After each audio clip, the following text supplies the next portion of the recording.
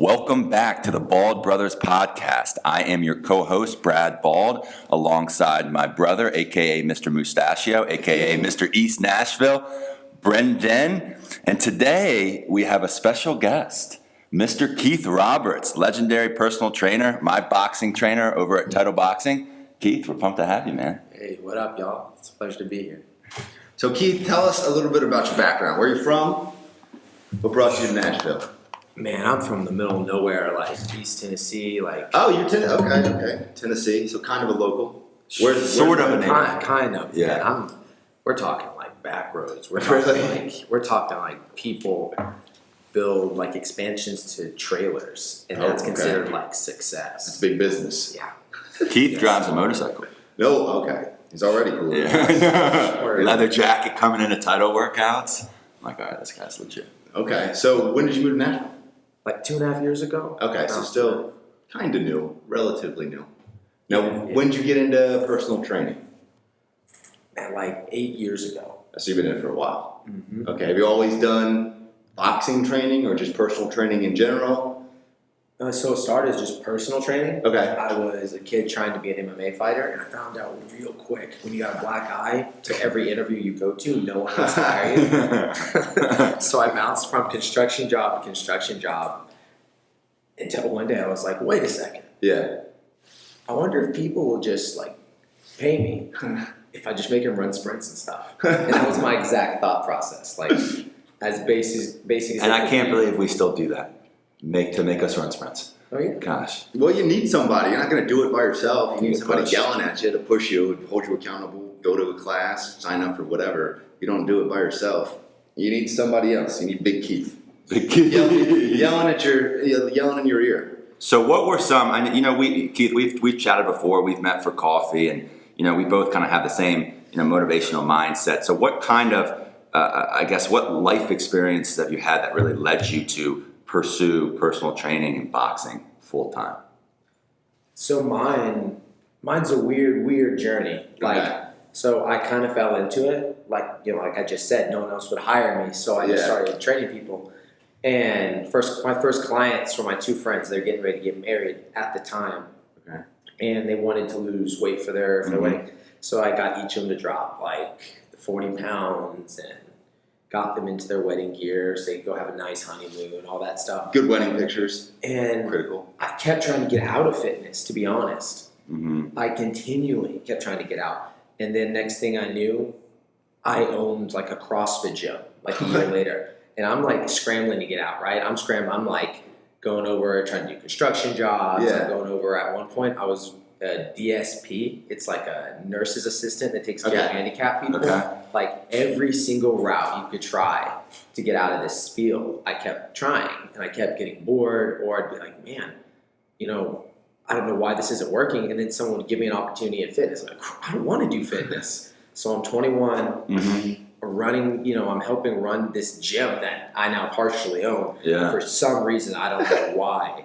Let a 21-year-old run a gym. No. Bad idea. Terrible idea. Like, I don't know what I was. 21-year-old fighter at that. Had no idea what he was doing. Yeah. Just redlining life all the way through. And it was all the way up to about a year ago here in Nashville, where I finally woke up and realized why I love fitness. And I just Next thing you know. Yeah. You just embraced it, leaned into it. Yeah. So it was like running away from it, and life kept pulling me in. It was like, no, you're going to do this. Yeah. You're not just good at it. You have a purpose. And it just took me forever to What figure it out. about growing up? Were you always like big into fitness? Was that always? Did you train in middle school? Did you train in high school? Were you always working out a part of sports, or how did you really kind of develop this as a young cat? Man, I got in a lot of fights. I loved working out because I loved playing football. I played baseball for a long time. Mm-hmm. I played a ton of video games. So whenever I'd see a new video game character, like super nerd. So I'd see a new video game character go in and So like fighting video games. Oh yeah. So that like God of War or something, I'd play that. I'd be like, wow, like I need to get like these guys. So I'd go in and I'd start working out and start beating the crap out of people. Or getting the crap beat out of you. I was a small guy. I got picked on a lot. I was a small guy. So you did MMA. Do you still do MMA? I do not. I do jiu-jitsu right now. Okay. Brazilian jiu-jitsu. So I could never do MMA. Brad makes fun of me all the time because he always tries to get me to title boxing to take one of your classes. And I'm always just like, no, I don't want to do that. I don't like to hit things. I've been to boxing a few times, twice. And every time I do it, I die because it's so hard. Such a good And workout. it's after about 5 minutes of hitting the bag, I'm toasted. I'm gone. And also, I'm just not naturally an aggressive person. So do you think you have to be an aggressive person to Good question. embrace boxing? Honestly, I don't think you have to be aggressive. Okay. Because I don't fight anymore. Yeah. Because I don't like hitting people either. Yeah. In fact, the idea of hitting someone makes me sick to my Yeah. stomach. I hate it. There's, See, Brad, you're not alone. I'm not. Yes. there's nothing I hate more than when a client is like, hey, can you spar me? I'm like, because I like you, yes. I will show you how to apply your techniques live. Right. But I'm not a fan of hitting people. In fact, I don't even think fitness boxing is about aggression. Yeah.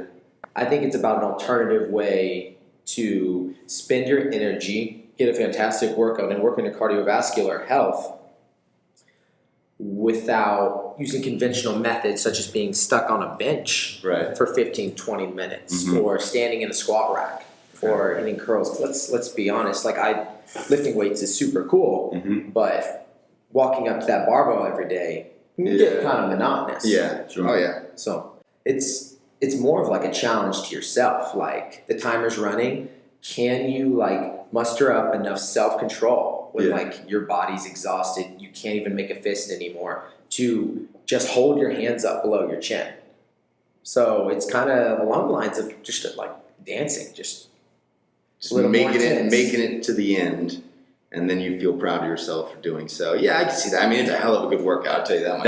It's my I mean, favorite workout. And we've done the yogas, the HIIT workouts, the cycle, you spin, and nothing compares, in my opinion, to a boxing workout. And it's such a good stress reliever. If I have a tough day at the office, if I go do a 6:15, 7:30 workout class, and I'm just swinging, and that is essentially like seeing a psychologist to me. I just feel so much more relaxed and in tune that I can go on and pursue the rest of my day. I can sleep happy and not have millions of thoughts racing. I think it's extremely valuable. Now, does Tidal bump music when you guys work out? Loud. Loud? So Yeah. Really? So that's good. That's good. man, we're trying to get you confused. Like, there's no clubs in Nashville really right now, so we're trying to be the only club, I guess. Like, it is so freaking loud, but we turn it down when we're giving the combos and stuff. So like, Right. you have a second, like where I'm teaching a class, I'll be bumping it, and then I'll like turn the music down just a little bit, or have a DJ turn the music down just a little bit, and I'll be like, all right, y'all, I'll give the finer details of what you're about to do, and then we bump it again, and just you and the music for the next 45 seconds to a minute on that one movement. Okay. Do you set the playlist? Yeah, on occasion. On occasion? I like to be surprised though. I kind of Yeah. vibe with it. One time we had, like, it was early, I think the playlist that came on was early 2000s female empowerment. Interesting. And I ate it up. It was amazing. Like, the first song that came out was I Feel Like a Woman. I was like, I have a feeling like Khalees, I'm Bossy, oh, comes yeah. on. Oh, that song I was like, yeah, gets it. I don't know quite what to do with this vibe, but we gonna ride this. It was a lit class too. Everybody loved it. It was cool. Like anything with a lot of bass would just get you going. Exactly. Like a beat in general. You'll find yourself, because fighting is all based on rhythm and pace. Okay. So rather you're doing like wrestling, you're doing jiu-jitsu, you're doing Muay Thai, you're doing boxing, everything has its own rhythm, Right. and every human has their own rhythm. Just like a song. So you Yeah. have beats, you have breaks, and so you find yourself, whether you're working out to a slower song or a faster song, you'll start to sync a little bit with the song that's going on. And that's actually why, like, I don't know if you've ever seen like videos of like Muay Thai fighters in Thailand. So they have this obnoxious music. I don't know how to describe it, but it's the worst. It sounds like scratching on a chalkboard, but they play it for every Muay Thai fighting event because they want the fighters to sync with the music and go on the beat. And it's like tradition. They've done it for thousands of years, and I'm not going to try to explain it because I don't know. I kind of wish you could play a song right now. Copyright, son. Copyright. After. Can't do it. After. But it's like, We'll license it. Yeah. I'll get the agreement. Okay. My old entertainment days. but like for for martial arts in general, just when you're in the zone, like when we have that music, whether it is like that loud, bumping, like you can play bass Nectar, or you can play Lennon Stella, like both of those, you'll find yourself sinking into the music, and the whole experience is about getting out of your head and in your body. I think any successful workout movement type routine needs to be about getting out of your head and in your body. Yeah. Focused, just doing what we were meant to do, right? It's like, if you think about it, human beings have only been sitting in chairs wearing suits for maybe 150 years. What was it, 200-300 years ago? We were having to go out, we were chopping your own wood. Like, you were eating because either your neighbor had some bomb veggies or you were able to plant a decent garden. If not, you were in trouble. Like, all this stuff we're into right now is recent. Like the Starbucks, drinks that we're drinking every day, we weren't. Yeah, we weren't I don't think there was Starbucks in 300 years ago. Yeah, so life was all about being out of your head and in your body consistently. So I think a good workout routine kind of takes you back to that and allows you to get out of your head and in your body so you can relax. And I find that most people who have that steady routine, like, I don't know if Brad would agree with me here, just using him as an example as a lawyer, as businessman as you get. Like, you don't get any more businessman than a lawyer, right? Like, you think of like the suit, the briefcase. Be as mad. Like, you're going and doing your thing. Like, I guarantee if you did an experiment, you took working out for a month, and then you put it in for a month, and we showed a graph, you'd see a huge change in your temperament, to your productivity, your ability to focus. Because if your mind's not clear, how the hell are you supposed to focus? Totally. If I go 3 days without working, I notice it. I just get agitated sitting at the desk. I just walk around. I go pick up coffee. I walk around to other people's offices. That was one reason why I got a standing desk, to help me, because when I'm standing, it helps with my posture. And I can sit there. I can do a couple calf raises. I can do a couple body squats. That's got to be a tall standing. But it's perfect though, because if I'm like that, if I'm in the office 8 hours every single day, that's not how I can't function.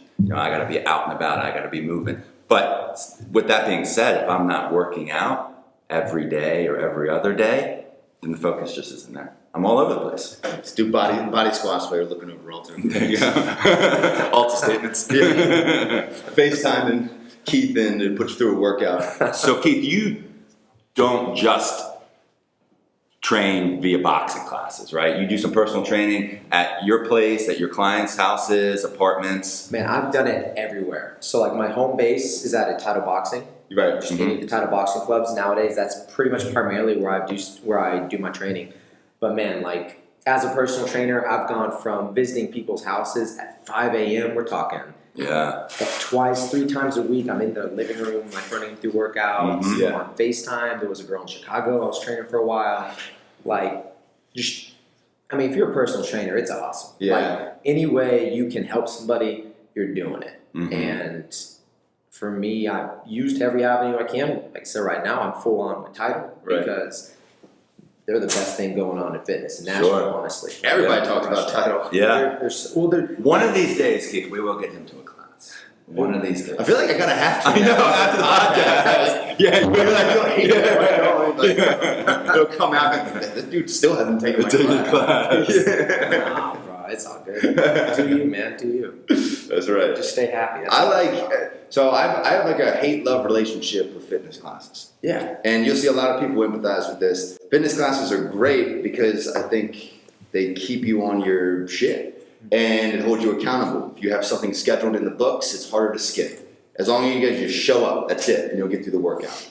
I love, and I've always been the kind of person who just likes going to the gym by myself, just because I can do it on my own time and I can do whatever I want. The downfall of that is it's very easy to skip. You could just say, whatever, I'll push it off, and then 3 weeks go by and you haven't worked out once. At the same time, you don't want to be scheduled in. So do you think it's better for people to just schedule classes as opposed to just doing things on their own? And I honestly think you should schedule. Yeah. I think you should mix it though. I don't think you should do just one. I think everyone nowadays, this is period, right? Like we like to be black and white. Like in a world full of nothing but gray, human beings love to find little spaces we can make black and white. Even if it's not really black and white. We want something to be definitive. Right. because everything's always evolving, always changing. But I digress. When you're going in through your week, I think it's important to have workouts where you do it on your own. Like me, when I do jiu-jitsu times have set classes. Like there's set times where my teammates are going to be there. There's going to be a coach, and we're going into it. We're drilling the moves. We're rolling live. But then other times I lift because You just want to. I have to. Have to. I Yeah. have to. I have a ton of injuries because I've treated my body like an amusement park. So Mhm. I'm a 26-year-old, 40-year-old Yeah. that has to live to even function. But that's up to my own personal discipline, right? So I have the classes that keep me accountable to say, okay, even on the days where I don't want to come in, because there are days, man, there's days I wake up, You're just like, I'm not in it. oh yeah, it's 5 a.m. I'm like, man, I could lay in my bed for another hour. I could. Or you could get up and you can get that session in, you get that training done, and yeah, when you first get there, your bones are creaking, everything's like tight because you just get done sleeping. But then you do it and you feel better. And then there are the days where all I'm able to do is get that lift in, and that lift has been planned. I'm going to go in, whether I'm doing some squats, deadlifts, bench, whatever, anyone Anything you want to do, yeah. Yeah, whatever you do. ISO whatever. curls, what I usually do. 21? Just 21? straight. Just straight. I'm sitting staring. Planet Fitness. There's a whole session of bicep curls. Well, that's so good to hear, Keith, that you're, at the end of the day, you are human. That you, as a personal trainer and motivator all over Nashville, have days where you wake up and sit around, toss and turn in your bed for 30 minutes to an hour, contemplating working out. Because that makes me feel good. Brett, I don't know about you, because I have that feeling, a lot. And it's really, really hard to muster up the courage to get up and work out and have that fire energy every single day. So when you have days, and we've talked about this a little bit, when you have days that you really don't want to work out, do you tell people, what's your advice? Do you suggest maybe taking off that day because it's not going to be a lucrative workout anyways? Or maybe get to the gym, do at least 20 to 30 minutes? Or do you have a little mental tactic that you do to get yourself out of bed? I think some days it's just good to step in. Some days it's just good to chill. Yeah. Like at the end of the day, I'm probably, I joke around and say this, I'm the worst type of fitness person. I really am. Because I don't live, breathe, sleep the gym. Like, oh yeah, going to the gym. No, Right. not at all. Don't get me wrong. Like I have my own thing that I enjoy. I enjoy martial arts. I enjoy dance. But honestly, the gym to me just doesn't sound like a fun idea. It never does. I can have fun doing anything. Mm-hmm. Hell, I can have fun on an assembly line in a factory. So I'm, that's besides the point. But the fun factor of fitness doesn't equate to whether I go or not. It's just about is my body being taken care of? Cool. Now, if I can get to the gym that day, awesome. But if my mind is so stressed out by going to the gym, that's all I can think about, Mm-hmm. I'm probably not going to go. Because you know what? Nothing deserves to take up my entire day. Yeah. Mental energy, all that. Yeah. Like if it's going to be a bother to you, don't do it for that day. Now, if it's a bother to you every day, you just need to pony up and get there. Right. But if you're struggling and you just need to take a second, take 2 days of rest, and maybe only work out 3 times that week, that's okay. Give yourself a break, right? You need to put that energy somewhere useful. Whether you have a family, you're an entrepreneur, you got a business, whatever you're doing, you only have so much mental energy. And when you wake up during the day, if you're having to use all that mental energy just to get to the gym, then you get done, you spend yourself, and you're like, okay, now what? Right. And you're thinking about the next day going to the gym. Mm-hmm. At that point, you should probably change it. You should find a routine that allows you to get there focused. When I get to the gym, man, I'm focused on what I have to do. If I'm lifting, I'm lifting. If I'm doing, jiu-jitsu and wrestling, I'm focused on getting there, shooting my double legs, going live, taking care of my training partners, training hard. But when I shower and I walk out of there, my mind is not focused on that gym session. Yeah. That part of my day It's is over. I'm going to my business. I'm texting or calling my girlfriend. Just doing normal things. I think gym should be a part of your day, not your entire day. And this is a good point. This is coming from a guy who That's what you do. Yeah, and I'm an aspiring professional athlete. Right. If anyone should have the gym be all his day, It'd be you. But even when I'm in the gym, that's not my mindset. My mindset is, how can I get growth in my business? How can I get growth out of my clients? Because as a guy who enjoys training but doesn't enjoy training per se, I enjoy teaching people human movement, because human movement is why I enjoy training. Right. And helping people is why I enjoy helping people through teaching them how to move their bodies in different ways that are useful. Yeah. Is my avenue, of helping people. But my whole goal at the end of the day isn't to turn people into gym rats. Isn't even to get people to enjoy the gym as much as the bodybuilder you see on YouTube or these people on Instagram. Like the people on Instagram who get out there and, more power to you. I've been that gym guy who lived it, loved it. I don't think there's any permanent satisfaction in life when you do that. I think life deserves balance. You should have your awesome physique time. You can have your sports, just like you have your bro time, just like you have your Netflix time. Your lover. Yeah. Your Netflix time. Rather you just like sitting alone occasionally, once or twice a week and just drinking some bourbon. I don't know, whatever things you're reading. You should have all these different avenues taken care of. And if one avenue gets so big that you can't focus on anything with that one avenue, you got to cut that avenue You gotta down. do something different, yeah. Gym, same way. It's not special. The industry will lie to you and say it is. It's that important. No, it's just a part of your day.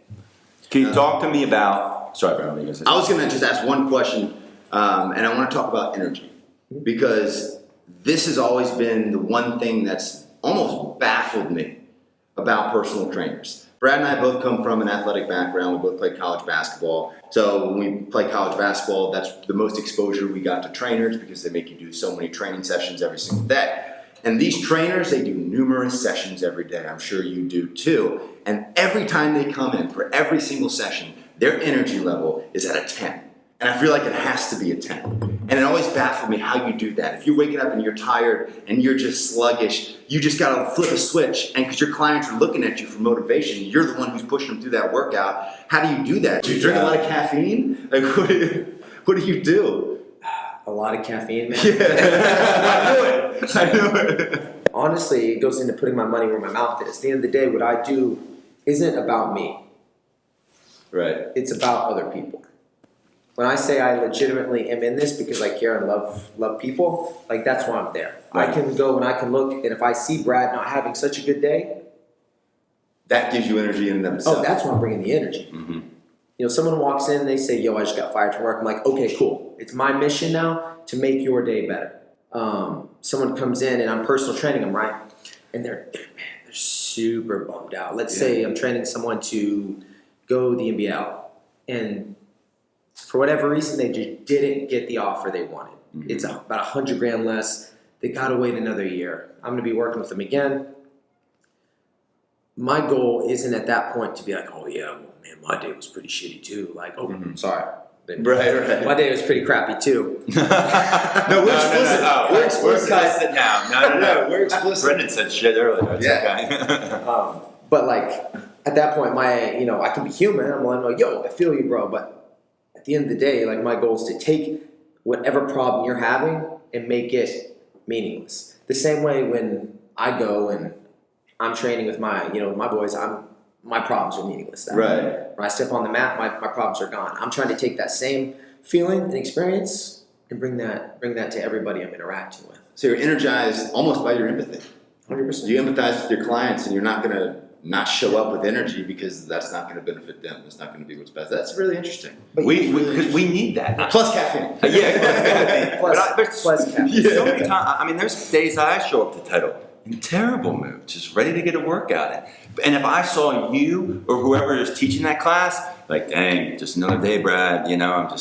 Today sucks. We're all miserable.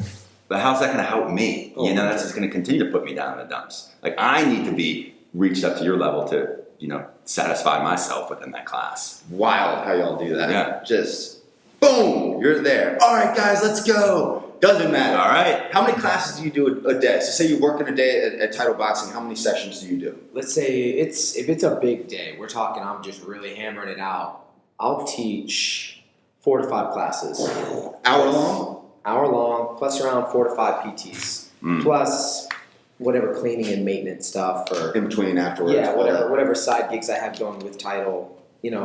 side responsibilities that I'm doing. Gosh. And do you work out? Because when I took a boxing class, the two that I took, they kind of did the workout with us. They kind of don't. Do you kind of just wing it? Like No. you feel? Not at all. I don't do the workout. You don't do the workouts with them. Okay. It's about you. Yeah. Why would I make it about me? Again, I'm not the traditional trainer. I don't post trainer stuff all over Instagram. Yeah. I don't want to get up there and say, "Hey guys, look at me, I'm so cool," because I'm really not. Like, I'm really just in Here there. you are, Keith. I'm the guy who goes in, spends his off time reading Star Wars comics. Like, I'm not like the primo. All about that, Mr. Harry Potter. Like, I'm the guy who I'm the everyday guy. Everyday Keith. I'm the everyday Keith. So like when I go in with y'all, I don't want you to be focused on me. I want you to be focused on like how awesome you are, Right. and how awesome your reality is. And if that means like we step into it and we have to talk. We talk for a little bit. You tell me about your day. Tell you about my day, and then we get going. Then that's just what it is. But at the end of the day, like we can't sit and pull all the attention to ourselves. I think as trainers, I think trainers who like want to be like the Instagram trainer, Influencer. Yeah, that's super cool if that's you. More power to you. But at the end of the day, my goal is for you to get home, and through maybe a training session we had, maybe it was just you had a hard time and you walked in, you needed a hug, I gave you a hug. Legit, I had clients the other day. They had a really rough, life-altering, like hardship happen. Okay. And they came in.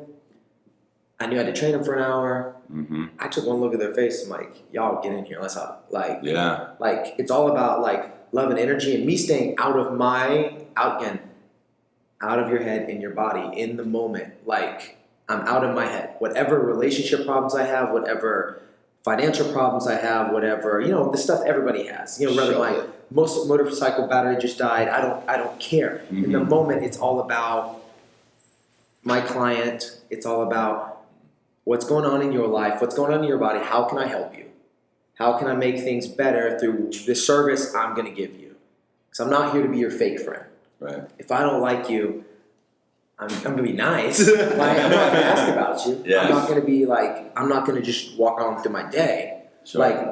But I'm going to try to show as much love to every human being that comes in as possible, because at the end of the day, we all need that. Yeah. How many of you go throughout work and no one ever truly, genuinely asks you how your day is? You don't even listen. How you doing? You don't care what they say. Yeah, you just walk by. It's just emotions running through the motions. Keith, you made a point regarding social media, and I compare real estate agents and fitness trainers. I think they're very, very similar.